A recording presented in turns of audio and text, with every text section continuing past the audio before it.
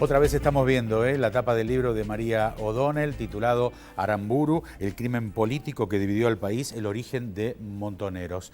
María, ¿era un doble agente, Firmenich? Mira, Turco, no hay ninguna evidencia que sustente eso. Hubo, por supuesto, un libro de Martin Andersen, que era un periodista norteamericano con algunos vínculos con servicios y funcionarios del gobierno norteamericano, que publicó un libro que se llamó Dossier Secreto, donde plantea esta hipótesis de que Firmenich era un agente de los servicios de inteligencia infiltrado en una guerrilla como para generar la violencia que después desató la dictadura, ¿no? Pero la verdad es que después se han conocido documentos de los integrantes del Batallón 601. No hay ninguna evidencia que sustente eso que en su momento dijo Martin Andersen. Y hay otra acusación que yo en este caso revisé muy puntualmente, porque tenía que ver con Aramburu, que era que él previamente al crimen de Aramburu había tenido ingresos a Casa Rosada y que tenía vínculos con el ministro del Interior de Onganía. La verdad es que en la causa judicial está la documentación que dice que le preguntan en un momento, revisan los archivos y dice que no hubo ninguna entrada de Firmenich a la Casa Rosada. Lo que sí hay es, digamos, la pregunta acerca de, ¿es un hombre o con suerte, digamos, o con mucha supervivencia? Porque en ese periodo donde mueren muchos otros, Firmenich llega tarde, por ejemplo, a William Morris, donde muere Fernando Abal Medina, Firmenich no se presenta cuando muere Santucho. Y después, por supuesto, el gran cuestionamiento es cuando la cúpula de Montoneros se preserva y pasa toda la época más dura de la dictadura en la seguridad del exilio en Cuba, ¿no? Bueno, tuviste la oportunidad de estar con él, viajaste especialmente. ¿Impresiones? Bueno, es alguien que está enojado con el lugar que la historia presente le da, está frustrado por la imposibilidad de participar del debate en el sistema democrático, cree Porque, ¿qué que dice tiene... él? ¿Qué dicen? ¿Me dejaron solo? ¿Estoy solo? ¿Soy un prohibido?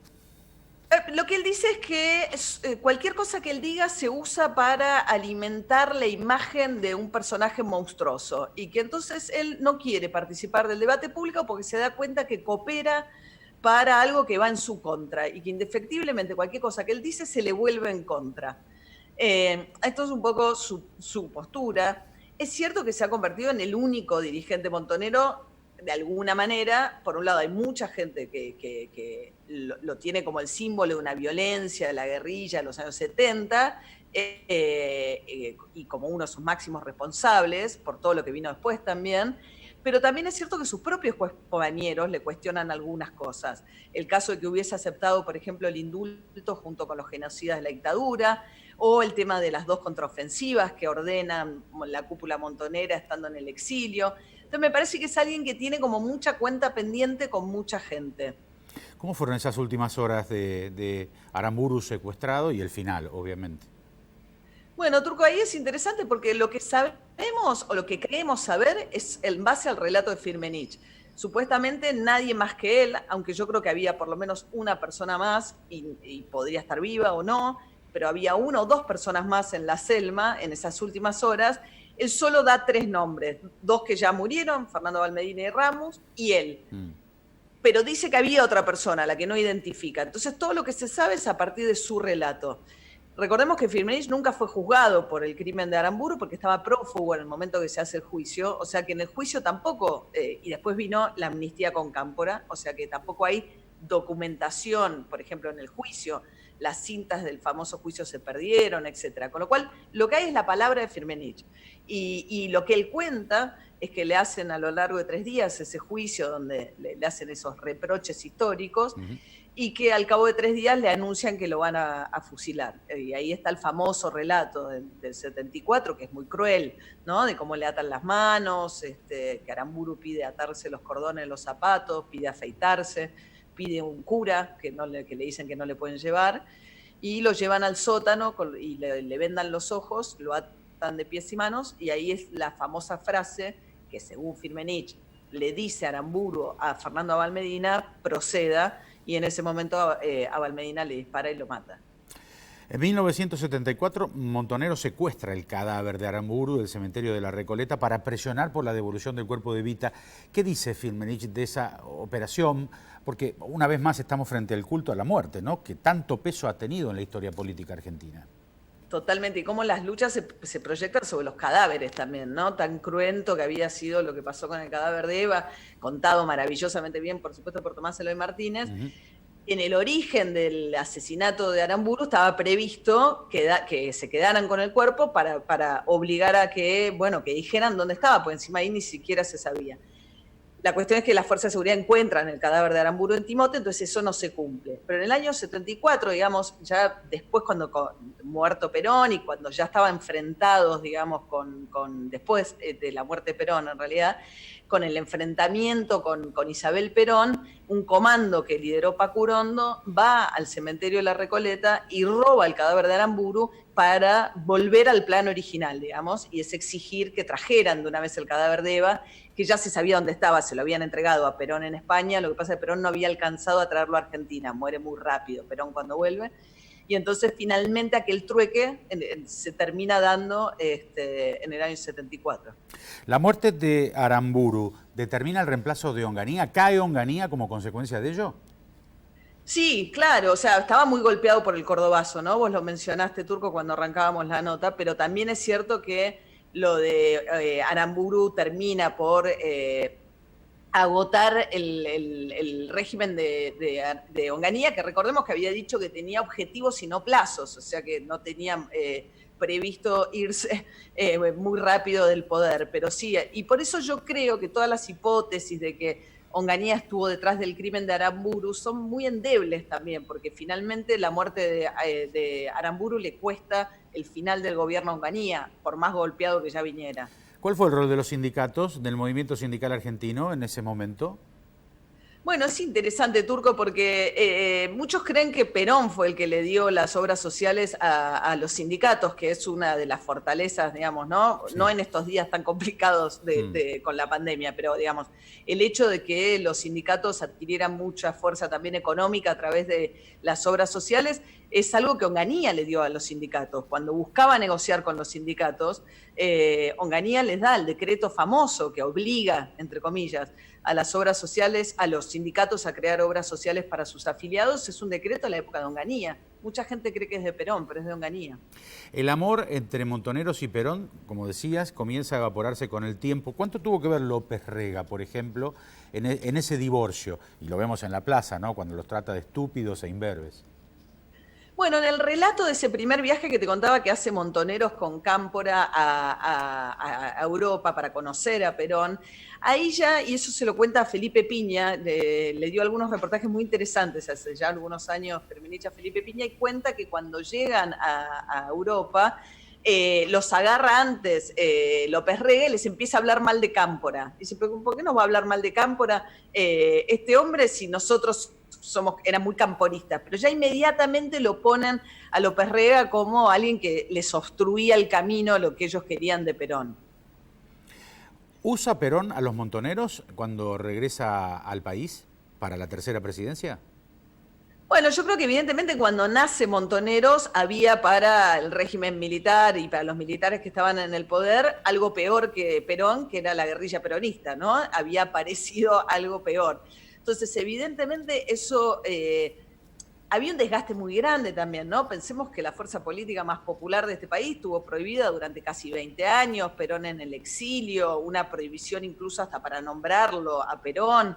Entonces, digo, había quedado demostrado que incluso los gobiernos radicales que se elegían con poca legitimidad, porque el peronismo no podía participar, nunca eran lo suficientemente fuertes como para perdurar en el poder. Entonces era un sistema que no funcionaba. Pero así todo, evidentemente, el surgimiento de Montoneros le facilitó a Perón la negociación para volver, y eso fue un poco siempre el temor de Montoneros, ¿no? Volviendo un poco a Aramburu, ¿el antiperonismo lo veía con alguna simpatía en algún momento y con la expectativa de que pudiera representarlos?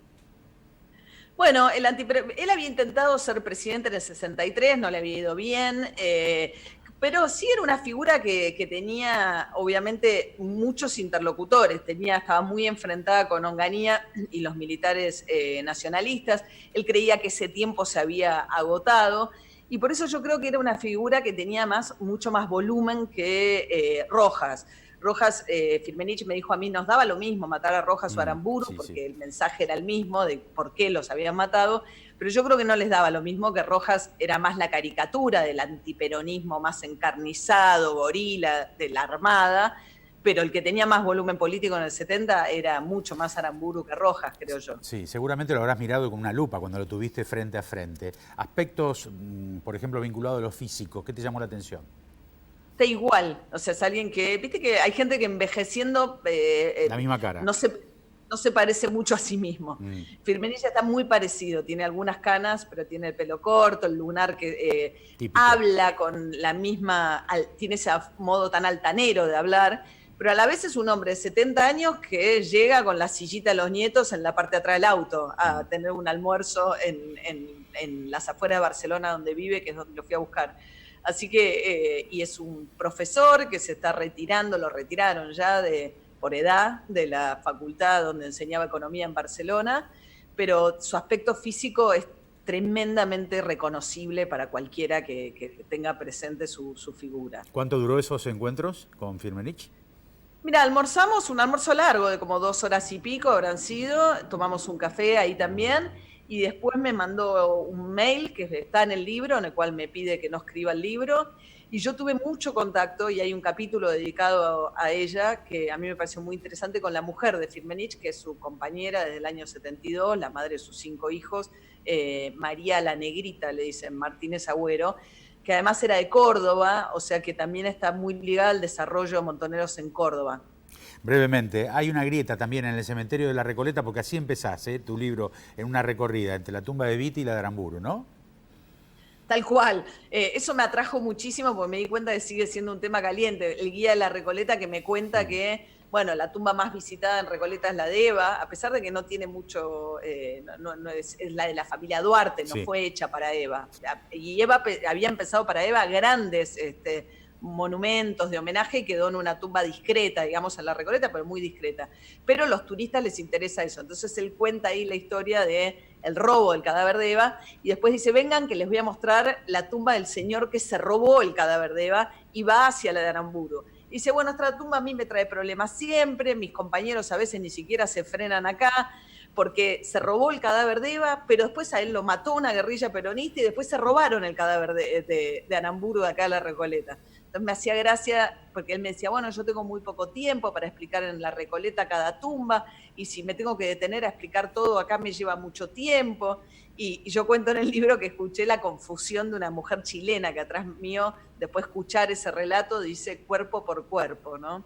María, queremos agradecerte tu participación en el programa, felicitaciones por el libro, lo mejor en las ventas y en las librerías, cuando empiece la actividad normal, ¿no? Desde ya, seguramente, y además es un aporte importante e interesante para recalcar parte de nuestra historia. Gracias, querida, por participar. Se consigue con las librerías de delivery, Turco, lo digo también porque la están peleando también las librerías chicas a través del delivery, así que está bueno, bueno, ojalá pueda llegar a los lectores, pero te agradezco mucho, yo a vos, Turco, un placer como siempre hablar contigo. Gracias, querido, igualmente, María O'Donnell. Sugerencias a dqd@fibertel.com.ar, nos vamos a encontrar la próxima semana, han sido muy amables, muchas gracias.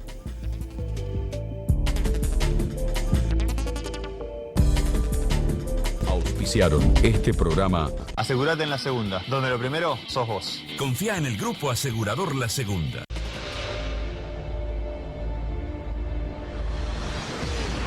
Helados La Montevideana, un helado que alimenta. Digital Sport Shopping Online. Artículos deportivos y de moda en digitalsport.com.ar.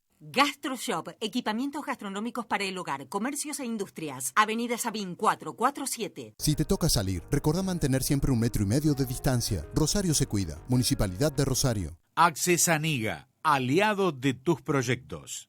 Matievich, 30 años al servicio de supermercados y matarifes de todo el país. En MSR, convertimos sueños en dueños. Ingresá a www.msrconstructora.com.ar. Medife está conmigo. Banco Coinac, Sociedad Anónima, el banco de la región y la gente.